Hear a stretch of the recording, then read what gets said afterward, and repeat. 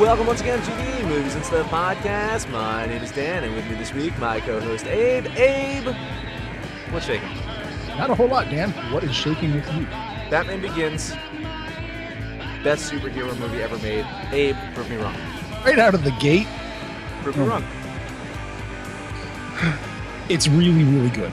It's the best of the Nolan Batman movies. It is not the best superhero film ever made because there's a little film by Richard Donner. I don't know if you remember it. 1978, Superman. Oh, is that the one where he flew around the Earth and turned back time?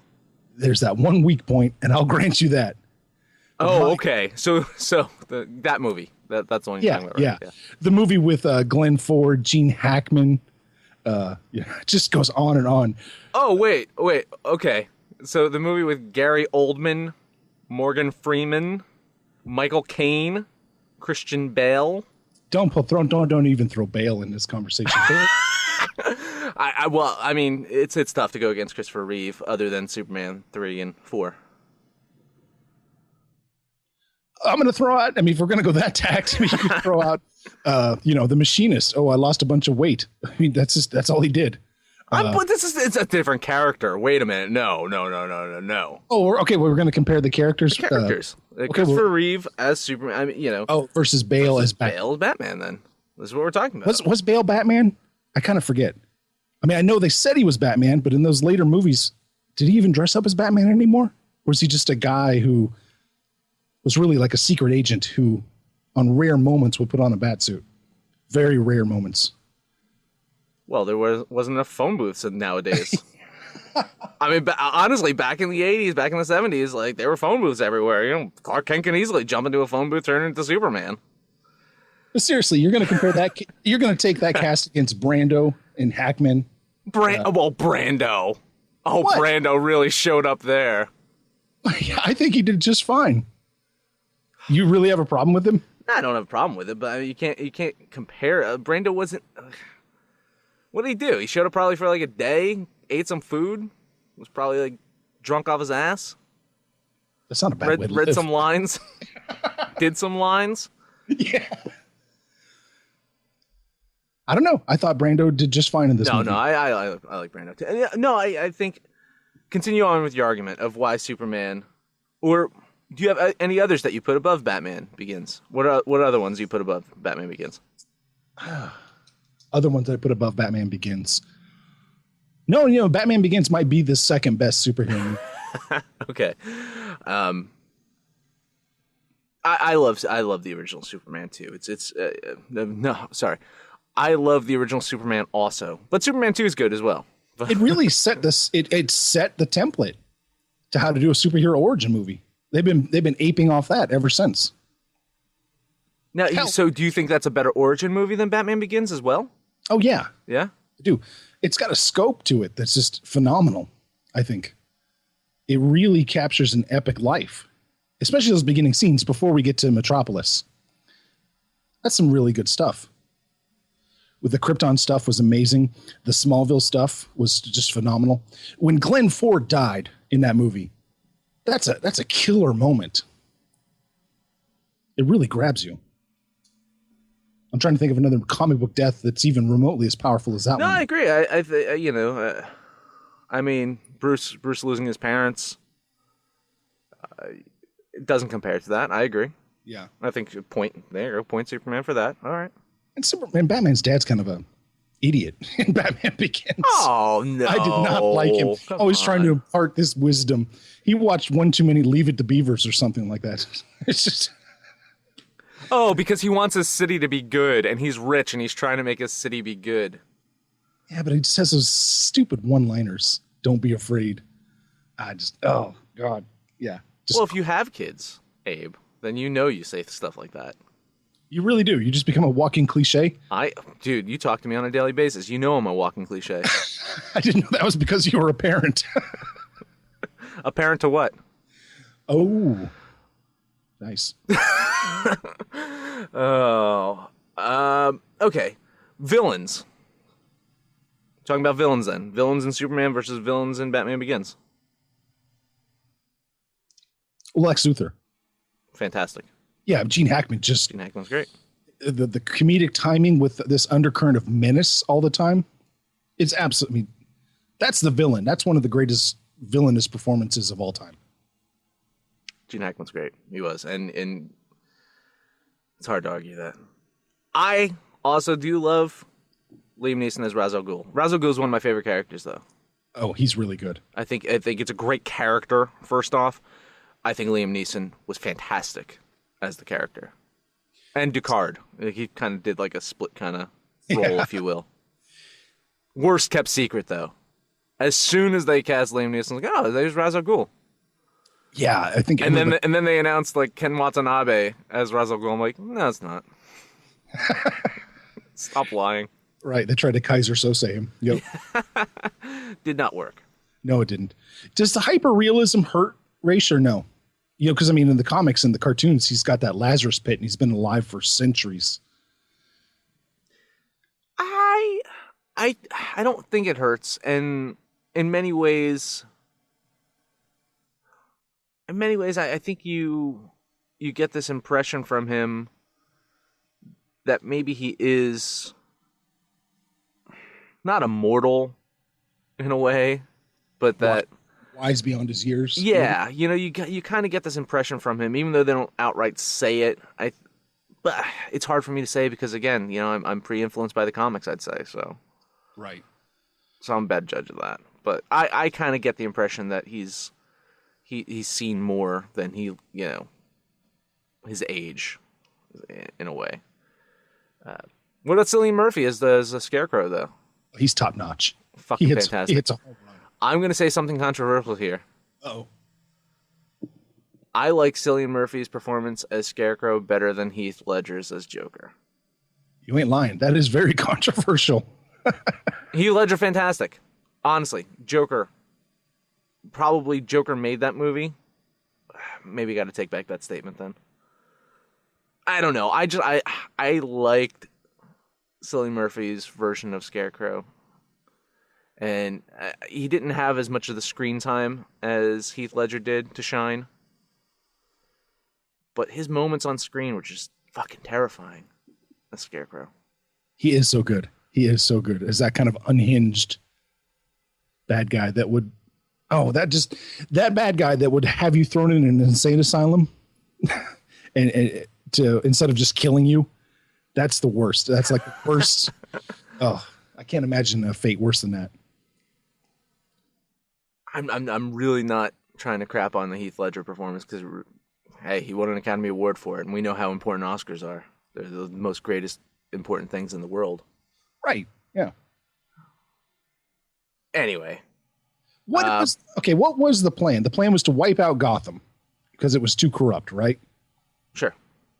Wouldn't that cripple not just the United States, but wouldn't that cripple the world's economy, causing more crime everywhere?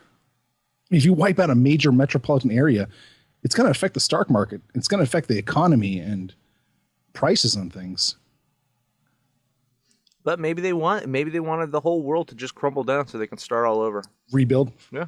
They wanted to Fight Club it. Yeah. All right. Everyone starts at zero. I wanted a kind of a clarification on that. You know, one of the things that need to clarify, too, a lot of people kind of nitpick at is the fact that, well, humans are made of, 80% water, 90% water? Mm-hmm. Why didn't the microwave emitter blow up all the humans? I didn't think of that. A lot of people have thought of it. Now that it's in your head, you're like, oh, what's the explanation? Focused microwaves, people. They say it. Focused microwaves. I suppose it wouldn't be a very good weapon if it just went everywhere. Just blowing people up. I mean, you know.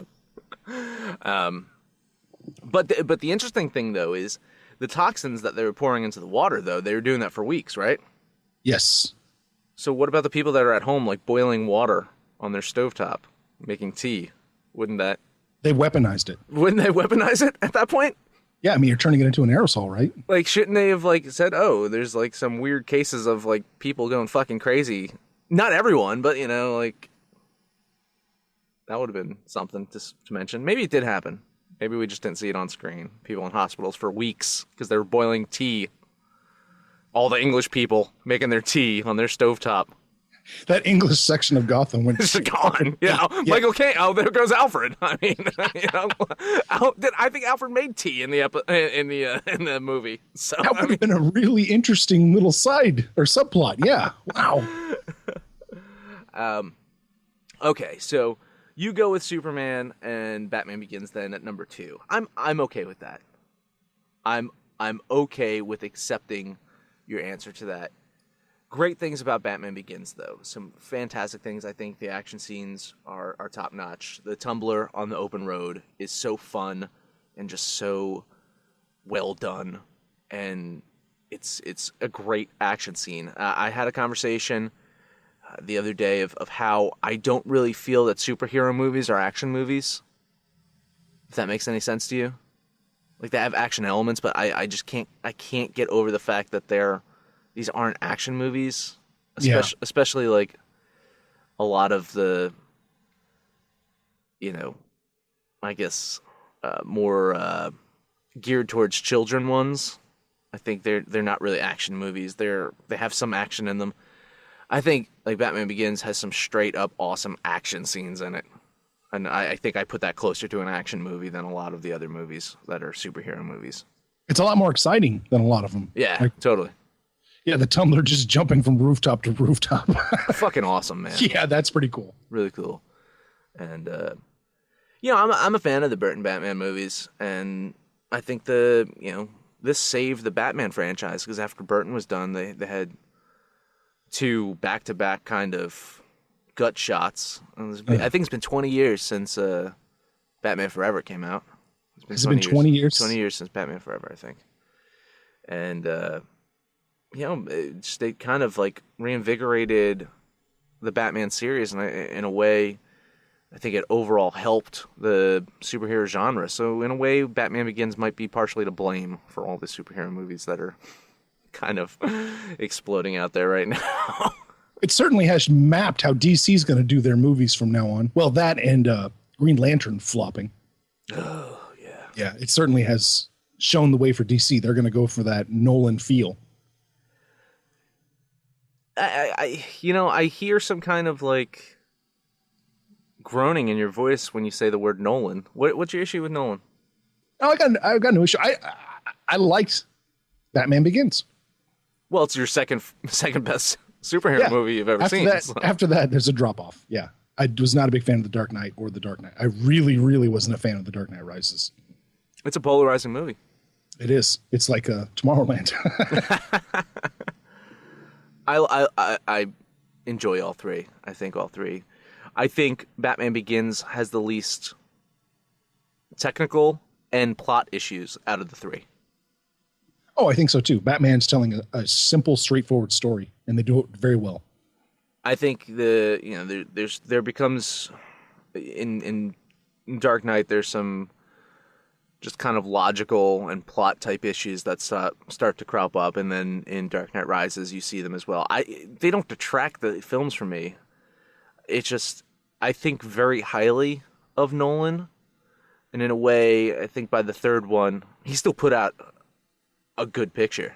Don't get me wrong, I don't think it's shit like a lot of people do.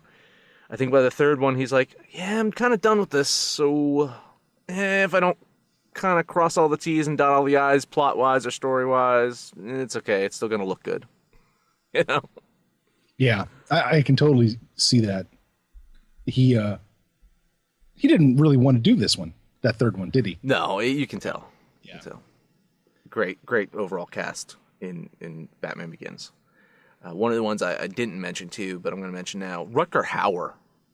Oh, yes. How awesome was he as the executive at Wayne Enterprises? Such a fucking son of a bitch. He is so swarmy. Such a...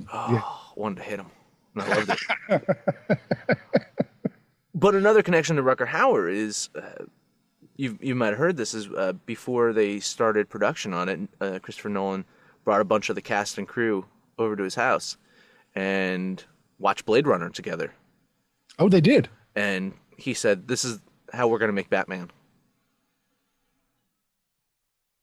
That's awesome. You know? Like, I mean, all right, cool. Like, yeah. It was, I know he wanted to be more miniature or use more miniatures than digital effects, as I recall. Yeah, there's still a ton of Oh yeah, special effects shots though, like a ton. I just remember now reading that he was much more of a fan of miniatures and wanted to use them when possible.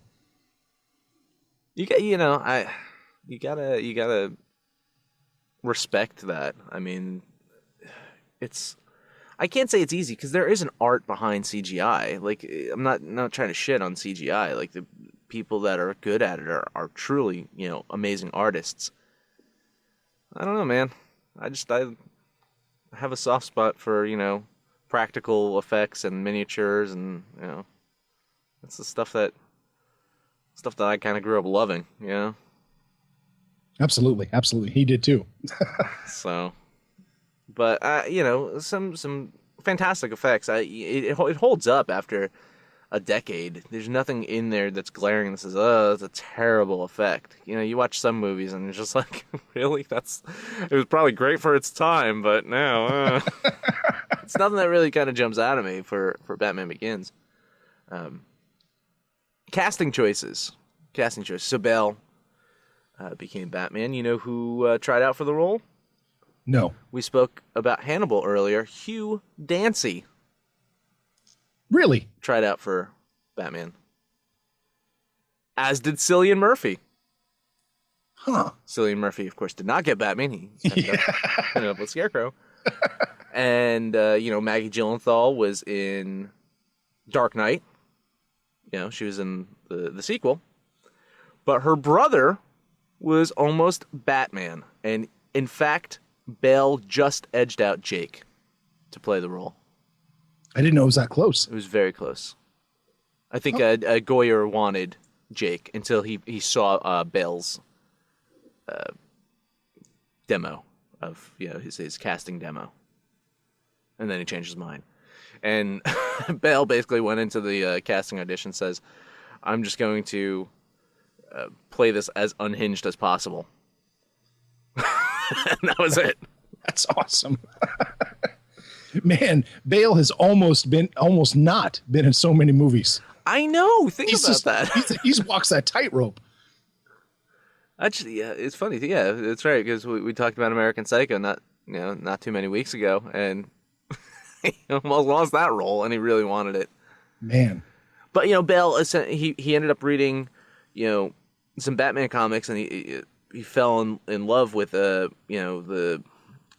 comics, and he basically told his agents, like, if there's another Batman movie that comes out, I want in.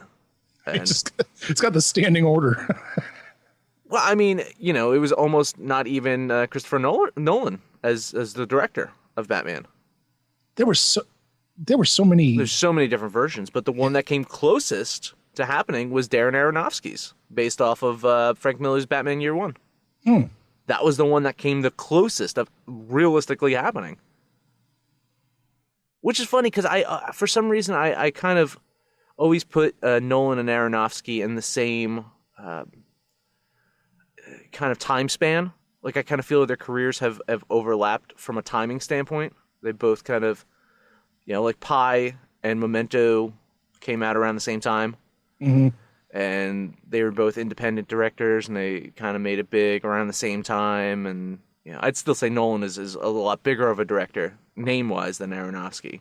Oh, yeah. But from an artistic standpoint, I mean, they have some similar kind of visual looks to their movies. I always kind of lump them in a same category, if that makes any sense. No, it does. It does. Yeah, I can totally see where you're driving at, and I agree. And Aronofsky, he's somebody who almost had several movies too. Wasn't he going to do RoboCop? RoboCop remake at one point? Yeah. And he almost did The Boxer, the one that went to what's his name? The guy that did Silver Linings. Didn't he do The Boxer? Yes, he did, right? Yeah, I think so. I'm drawing a blank on his name because I don't like him. Yeah. But no, Aronofsky had done The Wrestler, and he was going to do The Boxer like right after that, but he did Black Swan instead. Man, I can't think of this dude's name. And David O. Russell, right? David O. Russell. Yeah. I'm not a fan of his work, but I did enjoy The Boxer. But anyway, that was almost an Aronofsky movie as well. So Aronofsky's like the anti-Bale. That's, again, I mentioned this a couple weeks ago. That's one of the interesting things about doing this show is when you start to see like who auditioned, who was almost cast, who almost directed it, who almost did this, who almost did that, who wrote the screenplay, who adapted the screenplay. It's just fascinating to see just how fucking stupid the business is. And just how much fucking shit changes daily. Oh, yeah. In any movie. And you have to wonder what's going on behind the scenes to do this shit, to make it happen. Did somebody not say hi to the right person at a dinner party? Right. Yeah. Or, like they're waiting on funding, so the director's like, oh, fuck this, I'm going to do a different movie. It's really insane. But, the one thing that you can say about Nolan is he's a very dedicated filmmaker. He wants his movies to have a certain vision to it. He wants to oversee that vision. He had no second unit on Batman Begins. He directed every fucking scene. And, I'm sure he oversaw the editing, and the editing was insane. I think, like, the average, like, shot was 1.9 seconds or something ridiculous like that. Yeah. He's a phenomenal when it comes to that. Yeah, I appreciate that he's there. He's there in every location, every shot. He doesn't he doesn't just punt it to anybody else. That's awesome. That's admirable. It is. And I know that there's a lot of people that don't like Nolan out there, and I know there's a lot of people that think that Nolan is possibly, one of the best directors out there alive. I fall somewhere in the middle there, but closer to thinking he's great. He's very good at making blockbusters that are a little are above average and still appeal to a mass audience. Well, you haven't seen his best movie, so you can't have an opinion. Okay. I haven't. All kidding aside, fucking Prestige, man. Holy shit. I'll watch it. Yeah. It's amazing. No, it's I don't know. I think it's the best. I'm not watching it. I just haven't got around to it. I put Prestige. It's been a while since I've watched Memento. It's been a really long time. I loved it when I first saw it. I was obsessed with it. I thought it was just such a great fucking film. But I haven't seen it in a while. It is. I'm not going to watch Interstellar anytime soon. I can already just call that shot. I regret not seeing it in theaters. I regret not seeing it in IMAX. I regret not seeing it on a giant fucking screen. That's my regret. Because it's the type of movie that I think benefits from that. Hearing the level of detail that went into the design of a lot of the, concepts that they were doing in regards to outer space makes me just want to see that alone. I think I've not watched it on, even though I have a big TV, I think I've not watched it yet because of the fact that I'm still kicking my ass for not seeing it in the theaters. Are you doing a penance? Are you punishing yourself? Here's what happened.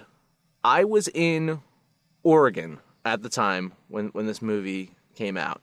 So I could have legitly saw the movie because my wife and my daughter were back home in Jersey. So I'm traveling. I could have went to the theater to go see Interstellar. You know what I did instead? What did you do instead? Interviewed Stuart Gordon. That's not a bad way to live.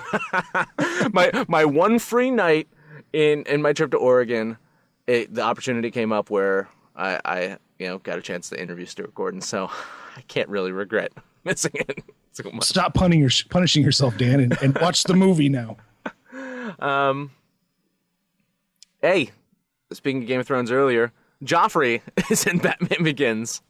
No shit. What's he in Batman Begins? He's like the little boy, the little blonde boy that Batman gives the batarang to. It's like, they'll never believe me.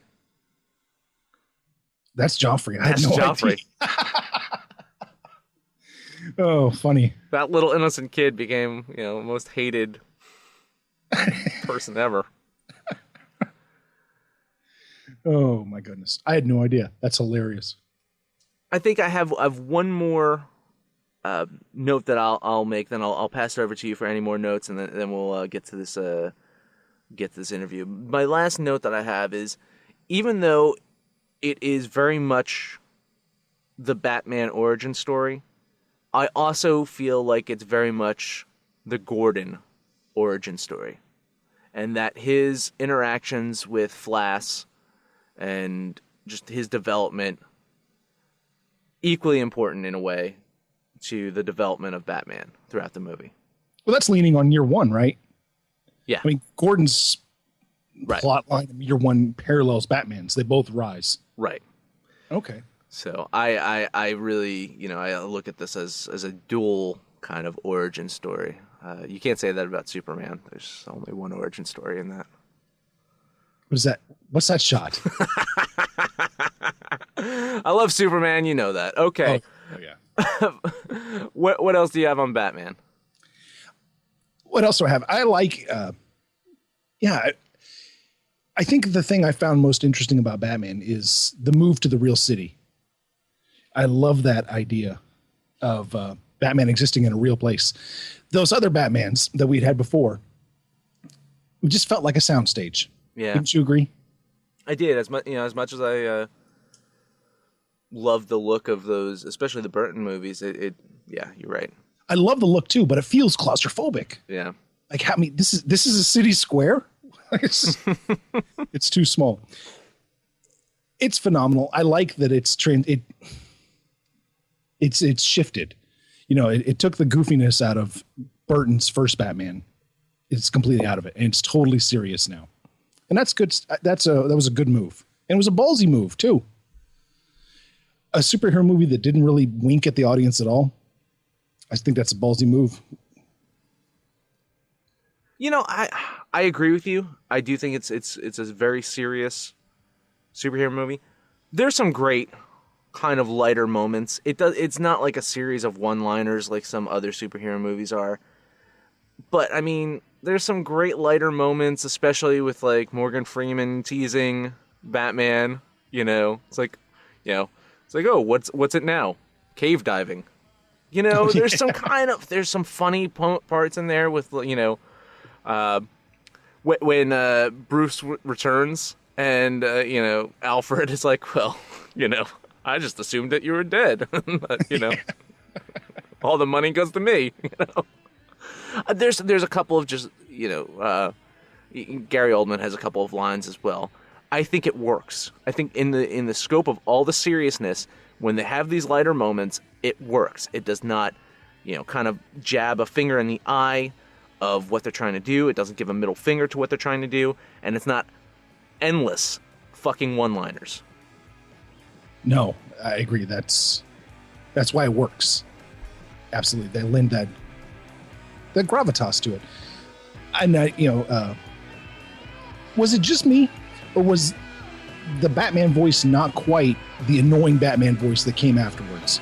This seemed more like just a growl instead of an overly processed voice.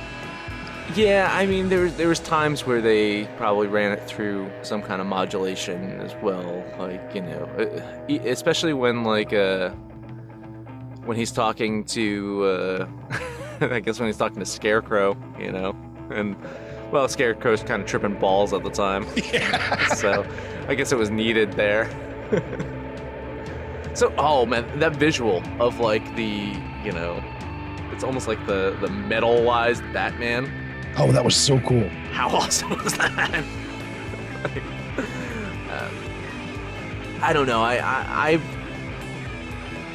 never felt taken aback by the Batman growling voice in the movies. I never saw it as a detriment. When people pointed out, I'm like, oh yeah, I guess he is kind of growling, but I never had issue with it. So it's hard for me to say. I don't find it as a distraction at all. Okay, fair enough. And then that's just how I feel. All right, we've talked about this movie a lot. When we return, Mark Boone Jr. is going to join us. Thank you.